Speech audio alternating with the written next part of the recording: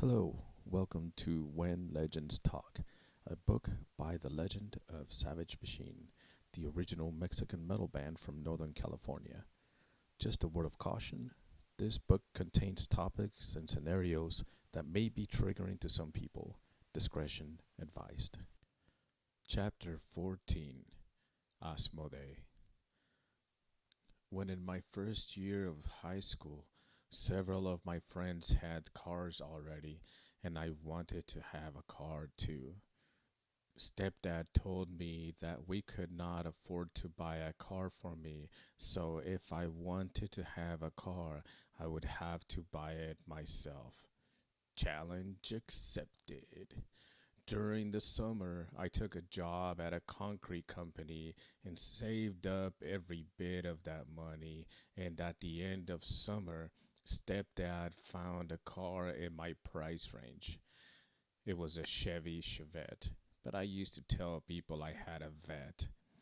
A little four-door hatchback stick shift that didn't run. Stepdad and I would go to the U-Pick to get parts for it and eventually got it running. He would take me out to teach me to drive and flip out at every turn. One day, my stepsister and I thought it would be cool to drive down the street to Quick Stop, our town's version of 7-Eleven, because it was only a couple of miles away. When we returned, Mom and Dad were just pulling up, getting out of their car, and I panicked, almost crashing my car. Needless to say, I was in heaps of trouble for driving the car without a license and putting my stepsister in danger. We laugh about it now. My friends would come over and help me peel off the bad paint job while we joked and had a good time. Once I got my license, I would drive several of those friends to school with me. On my last year of high school, the family went to Mexico and I stayed behind. I got a taste of freedom that quickly went away when they returned, so I ended up leaving home with nothing but a change of clothes and my car. I rented a room from an old lady in the next town over. I would drive to school and then work at a restaurant at night. The restaurant had a Christmas party, and that is where I learned to drink and smoke cigarettes with some of the waitresses. I ended up leaving that job and went to work at a cabinet shop where I learned about saws and pneumatic tools. It was a company owned by several brothers that all had different specialties like design, installation, quotes, and the shop itself. I worked for the shop guy.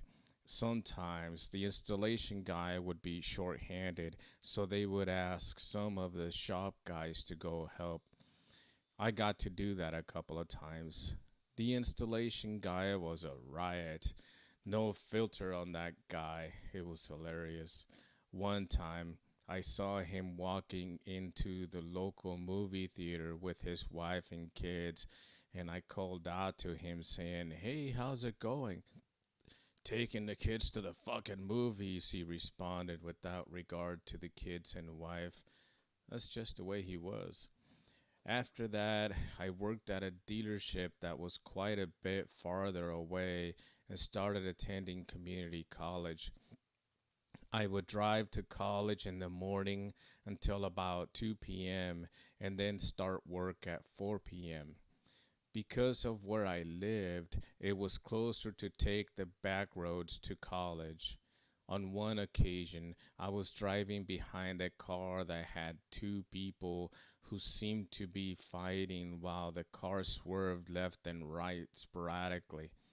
The car suddenly stopped in the middle of the road and a woman ran out of the passenger side.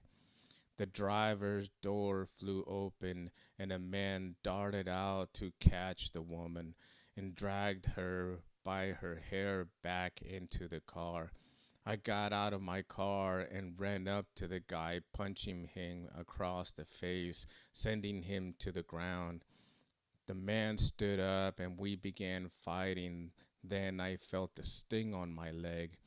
The man pulled back and smiled. I looked down at my leg to notice I was bleeding. The woman had stabbed me because I, quote, attacked her husband. I was dumbfounded. Here I thought I was protecting the woman, and I ended up being the victim.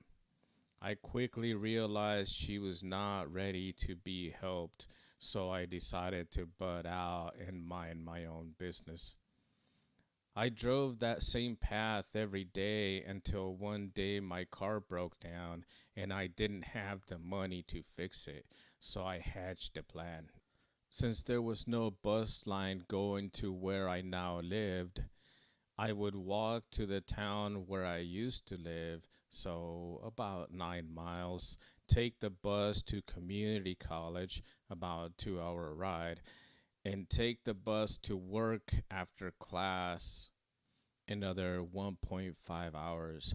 That means I would have a daily travel time of about 6.5 hours, school for 4 hours, and work for 8 hours. I think it's obvious math was not my strong suit. I gave up on that plan after the first day when I ended up sleeping on my parents' couch, broken down but not defeated. The next day, I worked out a deal with a coworker to give me a ride and I would give him some gas money. I saved up as much as I could and bought another car. This car didn't work either, which is why I was able to get it for so cheap. But I was able to fix it. It was a huge Cadillac that guzzled gas like there was no planet to destroy. Sarcasm, in case you didn't catch that. I ended up moving to another town that was closer to work and school with a friend from high school. The apartment ended up being somewhat of a party house. Friends would come over whenever, and we would all party up while playing video games until we passed out. When my roommate moved out, I made friends with some of the neighbors, including a guy that lived next door. I could hear him talking in the middle of the night when I couldn't sleep. He told me later that there was someone that would come to visit him every night, and they would talk for hours. As the time went on, he would look more tired and distressed. He would eventually tell me that it was a demon named Asmodei that would come to talk to him and would tell him to do crazy stuff like killing the neighbors. Remember that name from the cathedral in Mexico? Coincidence?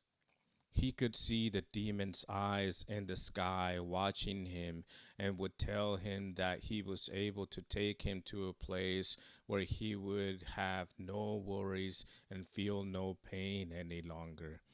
This all started after he and his girlfriend of 3 years broke up. I heard he ended up committing suicide shortly after that. We don't keep in touch anymore.